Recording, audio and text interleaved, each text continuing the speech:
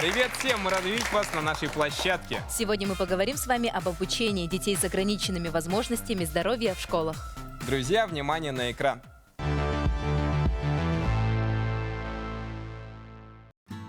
Аббревиатура ОВЗ расшифровывается как «ограниченные возможности здоровья». Под этим термином обычно понимают нарушение слуха, зрения, речи, опорно-двигательного аппарата, задержку психического развития, умственную отсталость и расстройство аутистического спектра. ОВЗ не равно инвалидность. Это педагогическое понятие, а инвалидность – медицинский термин. Статус ОВЗ дает психологам медико-педагогическая комиссия, а инвалидность устанавливают врачи на медико-социальной экспертизе.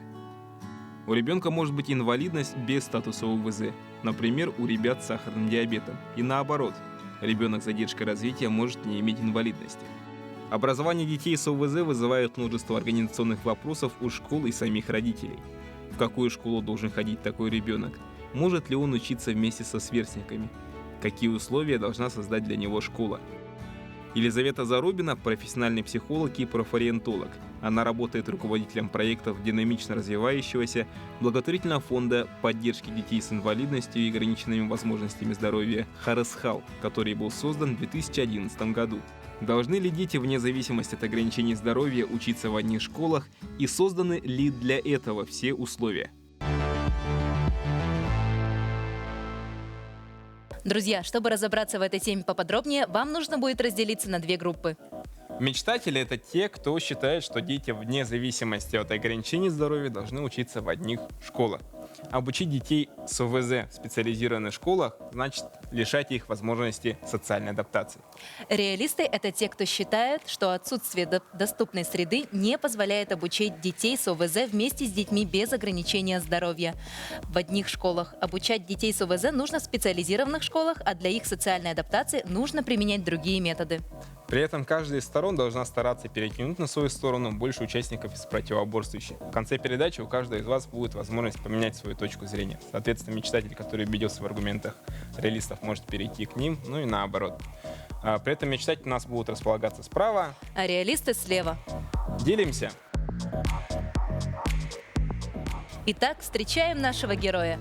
Руководитель проектов благотворительного фонда «Харесхал» Психолог и профориентолог. Елизавета Зарубина.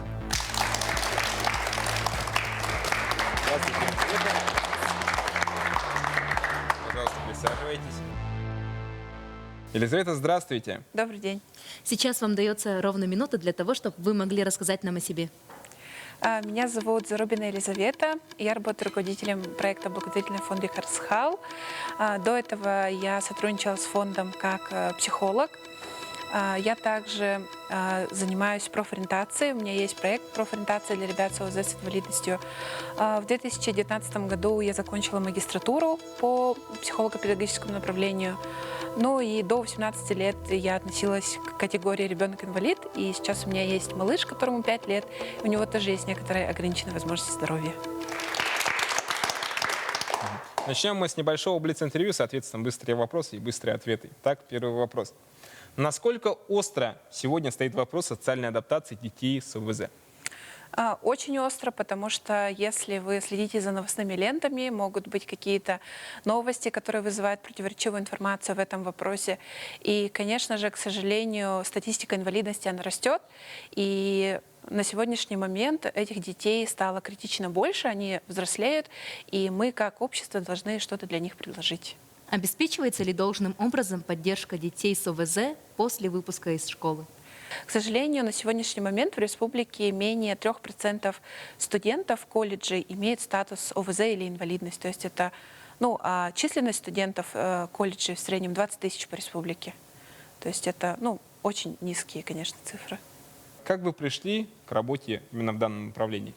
Мне кажется, как и любая история, она началась у меня с какого-то с личного вопроса, потому что когда я училась в школе, про создание какой-то среды вообще не было речи. То есть мне просто приходилось адаптироваться по своим возможностям. Единственное, мне всегда шли навстречу и давали какой-то индивидуальный график. И когда я повзрослела, мне казалось, что было бы хорошо посвятить этому профессиональную часть своей жизни, потому что у меня есть задатки, возможности, и почему бы нет. И я знаю эту проблему, как никто другой. С какими главными сложностями или трудностями вы сталкивались в своей профессиональной карьере? Мне кажется, есть проблема, которая заключается в том, что наше общество немного поляризовано в формате либо учиться, либо не учиться.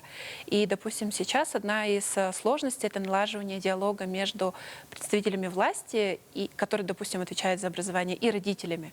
Потому что родители бывают очень расстроены того, что не получают должного отклика, и, соответственно, это очень сильно накаляет обстановку. И когда у людей нет возможности к диалогу, соответственно, рабочие задачи решаются чуть-чуть труднее, чем если бы диалог был. Как вы считаете, обеспечен ли хороший доход у тех, кто работает с детьми с ОВЗ на постоянной основе? Если честно, мне кажется, что нет, потому что это очень изматывающий вид деятельности. Да? Помимо всего, ты загружен бумагами, которыми ты должен подтвердить, что действительно ты провел с этим ребенком вот эту работу, написать для него отдельную программу. И вот, к сожалению, учителя часто говорят, что они пишут бумаги для вот этих детей, нежели с ними больше занимаются. И есть проблема, которая заключается в том, что несмотря на те доплаты, которые есть, льготы, к сожалению, их часто бывает недостаточно, люди выгорают, иногда могут ослабляться, так сказать, и это тоже, вот этот вопрос тоже требует Это, внимания. наверное, проблема вообще всех педагогических работников. Да, в целом. Как вы думаете, понимает ли общество в достаточной мере, кто такие дети с ОВЗ? Мне кажется, нет, потому что, допустим, когда вот я говорю, что у меня была инвалидность, люди думают, что люди сразу смотрят и ищут изъян, по которому можно было бы идентифицировать, нормально я или нет. Потому что до этого, когда ты не говоришь об этом, никто и не думает, что у тебя что-то есть. И когда мы говорим про то, что у человека есть какие-то особенности, людям сразу представляется несоциализированный человек, какой-то очень дикий, что он обязательно причинит вред. И, конечно, нам проще, не разбираться, потому что а мало ли вдруг это как-то навредит мне, и поэтому я лучше откажусь от изучения этой темы, допустим. Какие мифы вы бы хотели развеять о детях с ограниченными возможностями здоровья? Мне бы очень хотелось, чтобы люди понимали, чем ОВЗ отличается от статуса инвалидность.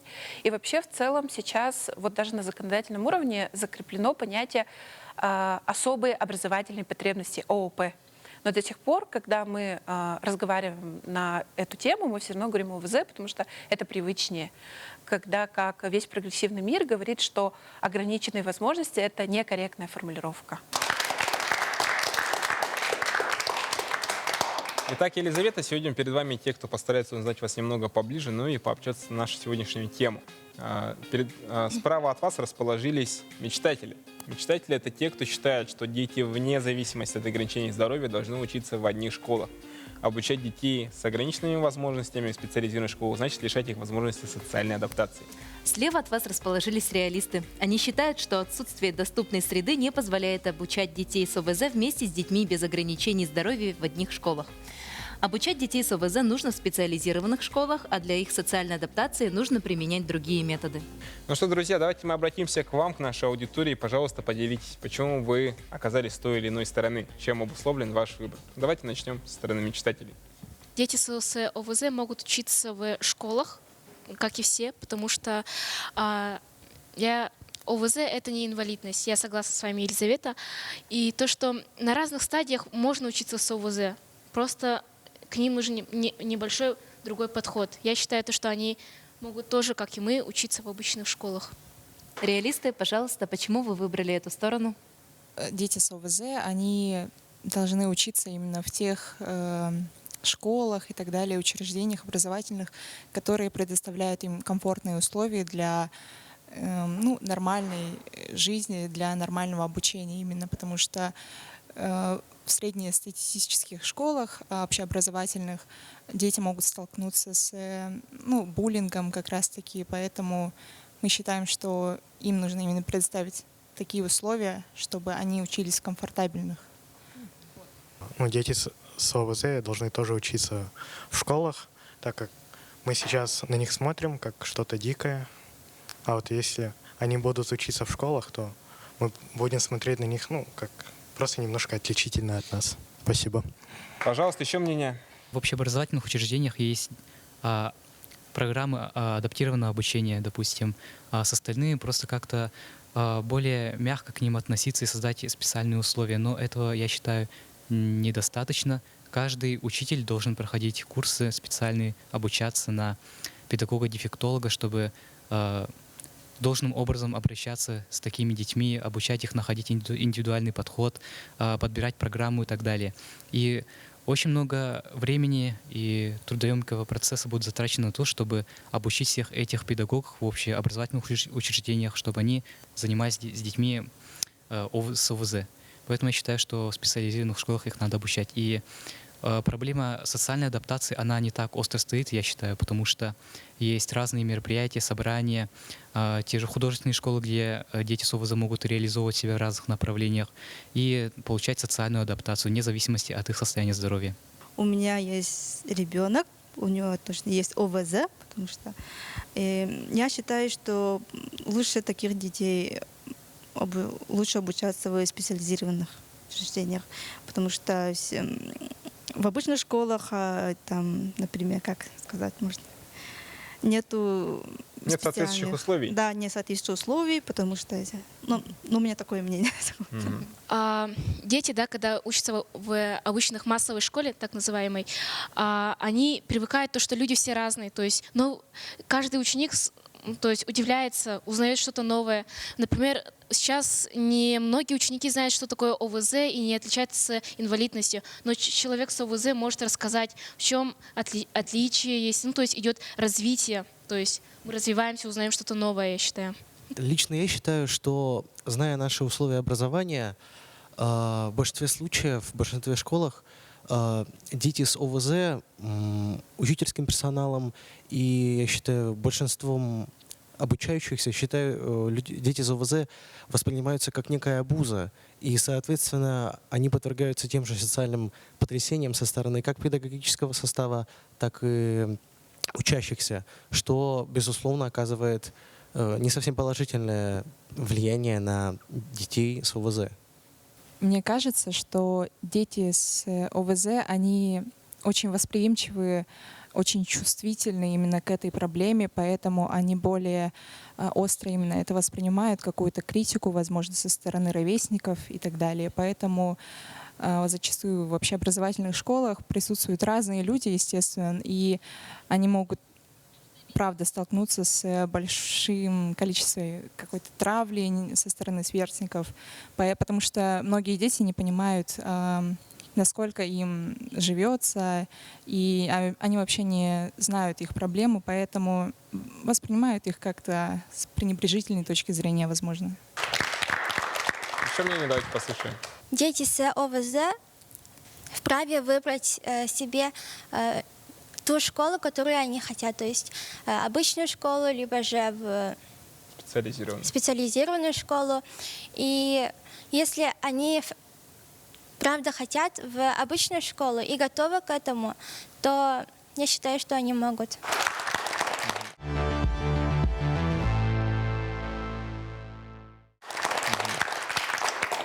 Ну что, давайте перейдем к вашим вопросам, к нашей гости Елизавете. Пожалуйста, уважаемая аудитория, ваши вопросы. Так, у меня появился вопрос к Елизавете. Проводится ли у нас достаточно мероприятий для социальной адаптации для детей с ОВЗ? Для начала важно понимать, что основное противоречие, которое возникает в диалоге между людьми, это когда мы говорим про одними словами, но подразумеваем в этом разные понятия. Вот у меня встречный вопрос. Что такое социальная адаптация? Социальная адаптация — это, наверное, когда тебе становится комфортно в социуме. Социум — это у нас общество. То есть это когда я могу спокойно посещать места общего пользования, да, ходить в школу, ходить в магазин. Мне кажется, нет, потому что все-таки вот если вы едете, допустим, вы пришли в магазин, стоите, что-то покупаете в очереди, и перед вами медлит человек. Вы же сразу начинаете раздражаться, вот я тоже сразу начинаю раздражаться. Но мы забываем, что, может быть, у человека есть какие-то сложности. связанные со здоровьем, которые вот, когда он покупает продукты, ему нужно чуть дольше задержаться. И получается сразу человек получает волну негатива, при том, что это обычная бытовая ситуация, когда человек пошел в магазин. Это мы даже не трогаем там образование, медицину. И очень важно, чтобы, когда мы говорим про создание среды для социальной адаптации, чтобы мы начинали с себя и не раздражались, когда что-то идет не по нашему плану. Мы видим, что человек там медлит, либо еще что-то как бы там. Поэтому как-то вот нужно начать с себя. И мне кажется, что если мы будем чуть более терпимы к так называемым недостаткам людей, то этот процесс пойдет гораздо быстрее, чем есть на сегодняшний момент. Пожалуйста, еще вопросы? Скажите, пожалуйста, считаете ли вы, что в обществе есть запрос на социальную адаптацию людей с инвалидностью и ОВЗ? Если честно, мне кажется, запроса у общества в целом нет. Есть проблема, которая заключается в том, что мы, как люди, вообще вот как биологический вид, да, интересуемся только теми проблемами, с которыми мы столкнулись лично. Допустим, я очень рада, что вы интересуетесь этой темой, потому что если у вас в близком окружении нет такого человека, и у вас у самих нет вот этого статуса, то значит что-то мотивирует вас задавать эти вопросы. Но я уверяю вас, что когда мы взрослеем, у нас ценностно-мотивационный комплекс, то, ради чего мы там живем, что-то делаем, немного меняется и больше становится таким эгоистичным. И очень важно, чтобы мы делали сознательные усилия для того, чтобы думали о других людях, которым, возможно, живется не так благополучно, как нам. Мне кажется, этот запрос нужно как-то чуть более общественно все-таки резонировать для того, чтобы потребность к его изучению была как можно у большего количества людей. У меня есть такой вопрос. Какие есть организации, занимающиеся адаптацией детей с ОВС в нашей республике? У нас есть родительские объединения и различные некоммерческие организации, которые позволяют адаптироваться ребенку, проходить какие-то занятия. Но вместе с тем основную функцию по социализации все-таки как гарант Конституции несет на себе государство. И именно если мы получаем образование в государственной школе, если мы пользуемся медицинскими услугами, которые у нас идут также по государственной линии, то все-таки это должен быть вопрос такой, который мы, так сказать, реализуем в разных его учреждениях. Но по факту часто мы сталкиваемся с различными бюрократическими сложностями, проволочками, и поэтому люди для того, чтобы точно решить проблему, создают различные объединения и некоммерческие организации. Допустим, наш фонд, как одна из таких организаций, которая объединяет на своей территории родителей и представителей власти для того, чтобы они смогли договориться о каком-то приемлемом варианте для каждого из них. Реалисты, пожалуйста, ваш вопрос. Елизавета, какие вы трудности в финансовом и не только плане испытываете при нынешнем экономическом положении нашей страны? Основная проблема заключается в том, что когда мы говорим про реабилитацию ребенка, это достаточно емкий процесс, и он долгий и очень длительный. Допустим, обычный пример, да, для того, чтобы получить реабилитацию в рамках лечебного учреждения, мне полагается 21 день.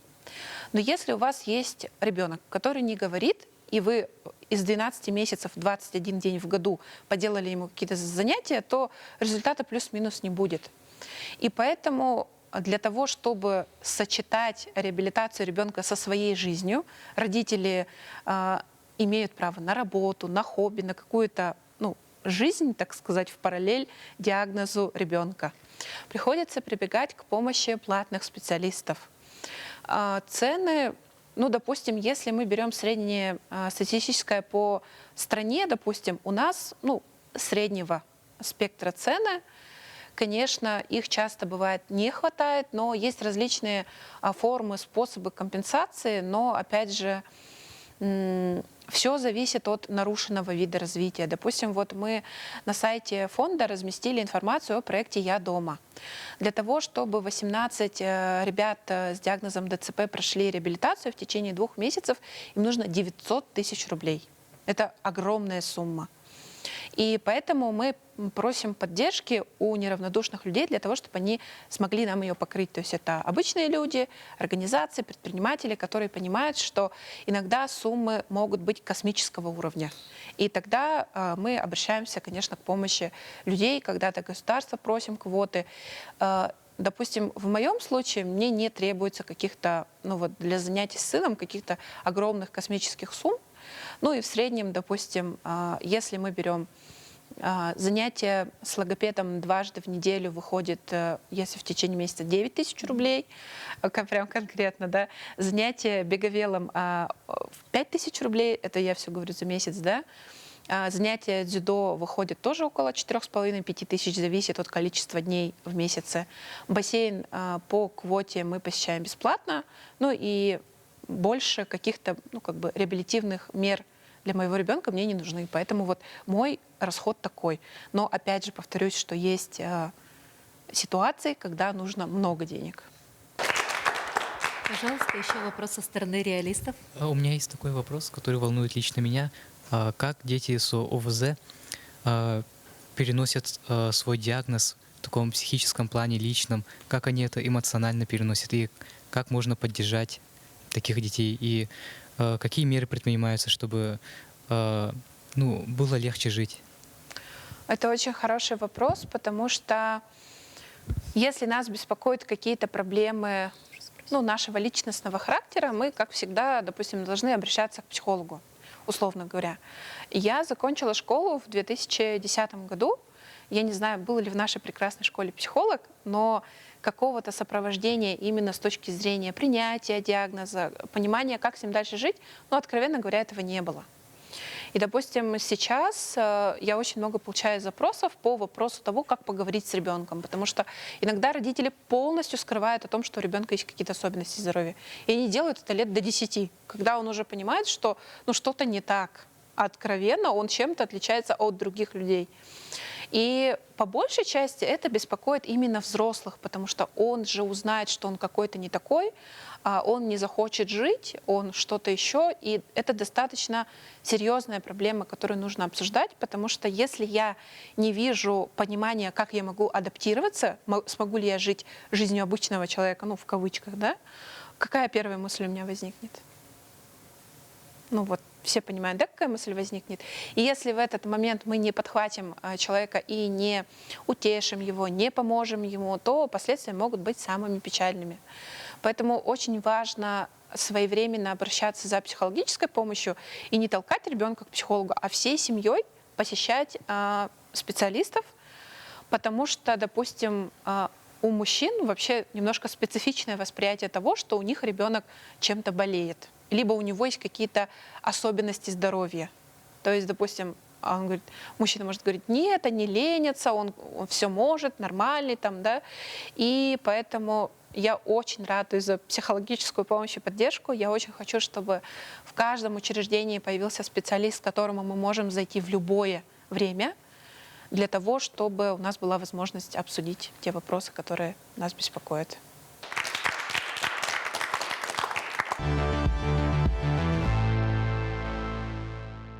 Итак, друзья, у нас есть видеоопрос по теме нашего обсуждения, поэтому просим, пожалуйста, внимание на экран.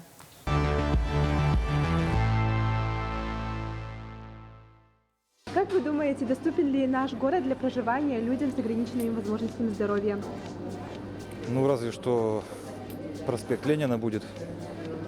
А так довольно много гуляю, мало. Да. Все для этого есть. Пандусы есть, все есть везде, в общественных местах. В последнее время, да, видимо, только в центре, мне кажется. Надо еще работать над этим. В нашем городе точно нет, потому что везде есть какие-то ограничения, и им трудно существовать. Даже зайти в торговый центр трудно без помощи кого-то. Вводимые новостройки, там есть, условия для маломобильной группы, населения, а в старых еще где-то делается, новое, а где-то еще отстает этот вопрос. Конкретно в этом городе есть определенные трудности. Зимой, допустим, холодная погода, и гололед и прочее. Вот людям, которые имеют какие-либо проблемы со здоровьем, им будет чуть-чуть тяжело. Нет, не считаю. А вы считаете? Ну, пандусов нету вот в магазинах. Ну, не везде есть пандусы, во-первых. Во-вторых, довольно сложно, наверное, в транспортном плане. Очень неудобно передвигаться маломобильным людям. Во-первых, и выходить сложно, во-вторых, и особо, наверное, некуда. Ну, я не думаю, что у нас какие-то много мероприятий проводятся для людей с ограниченными возможностями. Скорее нет. А как вы думаете, чего именно для условия для людей с ограниченными возможностями не хватает у нас в городе? Ну, во-первых, наверное, все-таки тротуары, вот все эти наши бордюры, которые, конечно же, оставляют желать лучшего. Ну и вот подъемно-транспортные средства, оснащение вот этими средствами, конечно. Они есть, я вижу, что они есть, но, наверное, в недостаточном количестве, я думаю. Как бы зимой даже, да, вот скатываться по этим горкам, можно сказать, тот еще экстрим. Наверное, потому что им, во-первых, и выходить сложно, во-вторых, и особо, наверное, некуда. Ну, я не думаю, что у нас какие-то много мероприятий проводятся для людей с ограниченными возможностями.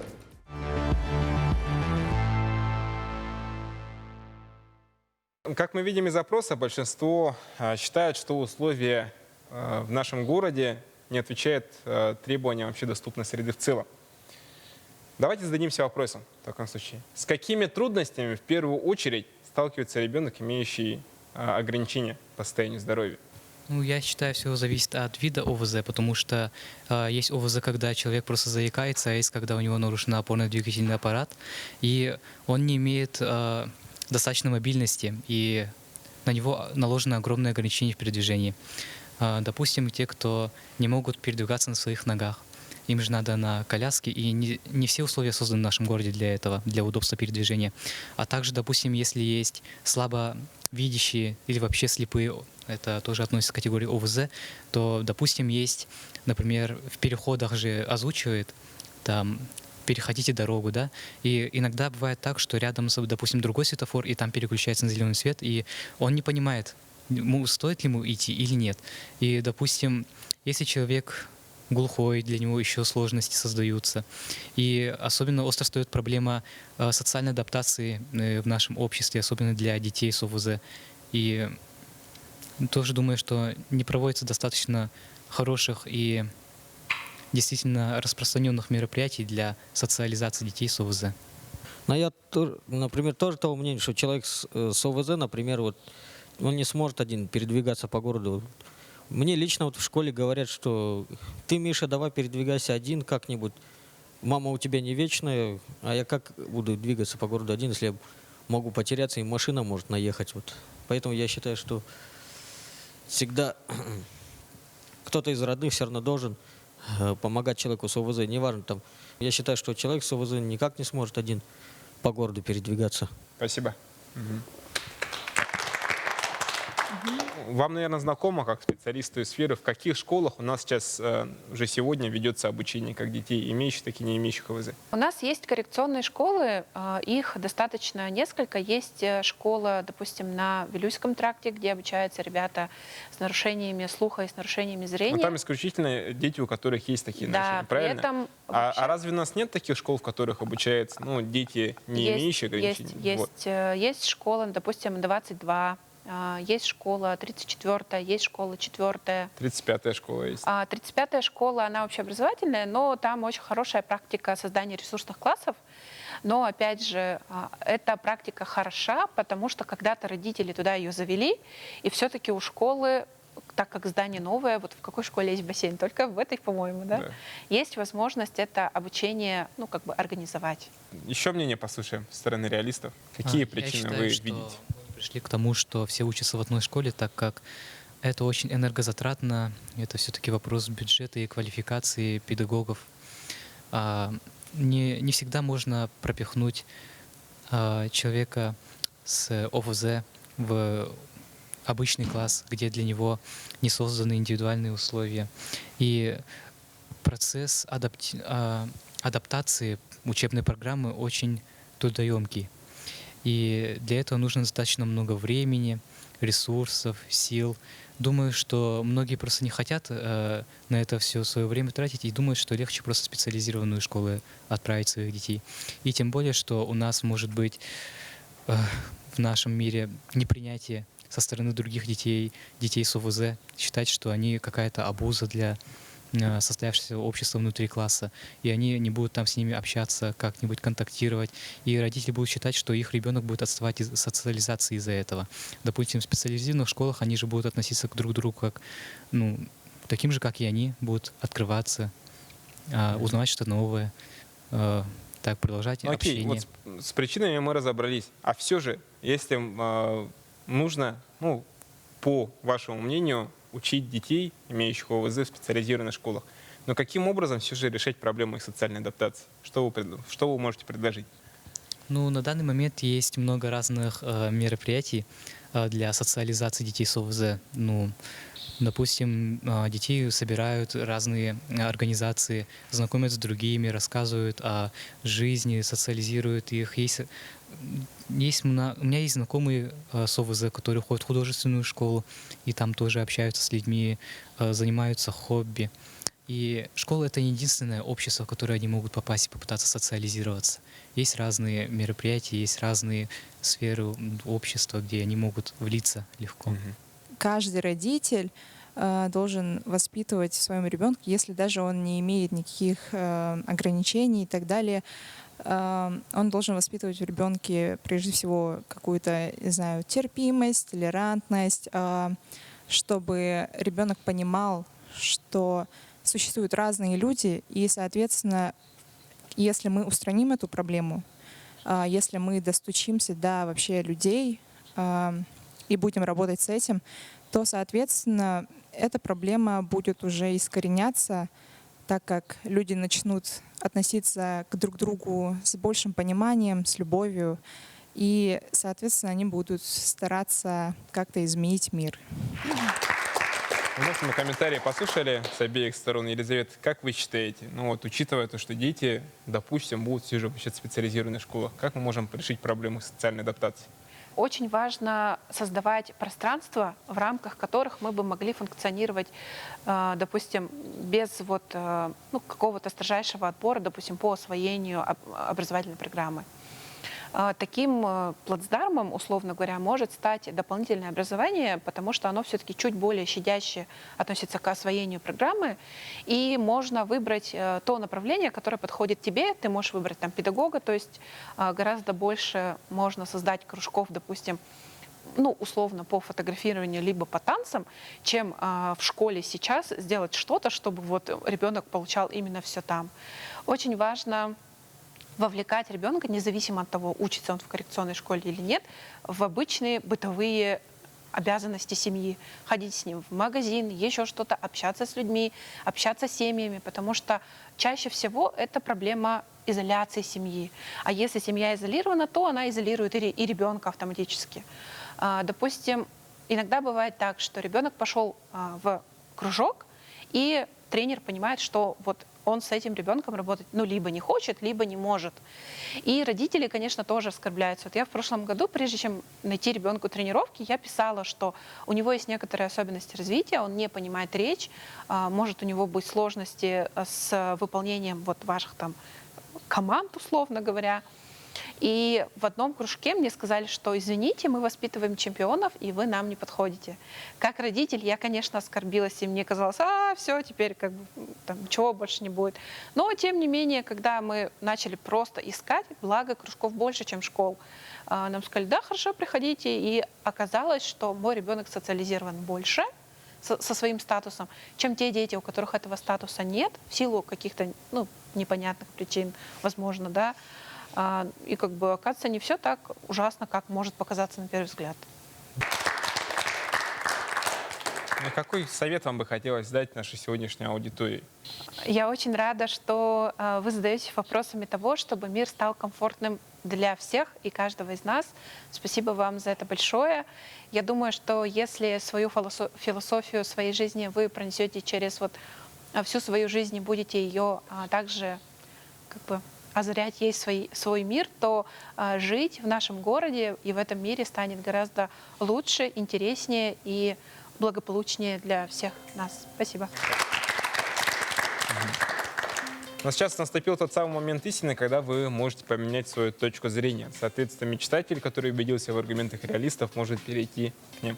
И реалист, который убедился в аргументах мечтателей, тоже может поменять свою сторону. Поэтому окончательно определяемся своей точкой зрения, ну и на счет 3 можно будет перейти. Так, 1, 2, 3.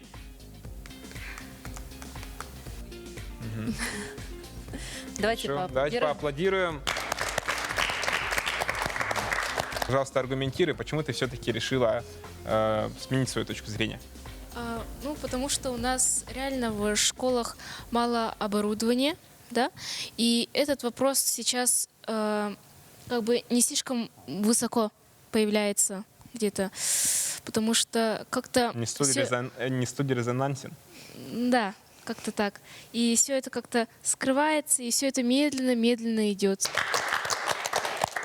Елизавета, кого вам бы хотелось отметить из числа наших сегодняшних участников? Мне бы очень хотелось отметить молодого человека, который в салатово-зеленой толстовке. Елизавета, пожалуйста. Я бы хотела отметить именно тебя, как самого информированного человека в этом вопросе, несмотря на то, что ты был в реалистичной позиции, все-таки у тебя есть взгляд на эту ситуацию, которая позволит решить массу проблем, с которыми мы сталкиваемся ежедневно. Это тебе. Давайте поаплодируем. Пожалуйста, представься, немного расскажи о себе. Меня зовут Габышев Афоня, я из 5-й школы города Якутска.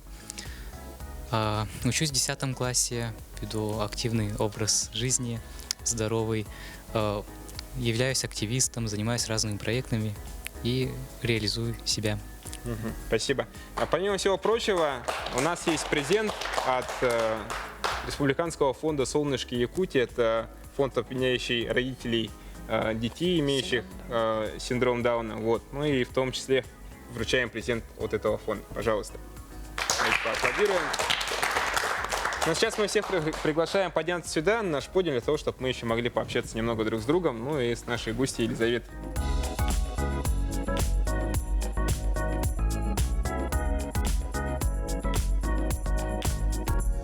Это была программа «Я молодой». С вами были ее ведущие Елена Гагарина и Антон Васильев. Будем развиваться вместе. На благо себя и родной республики. Всем пока!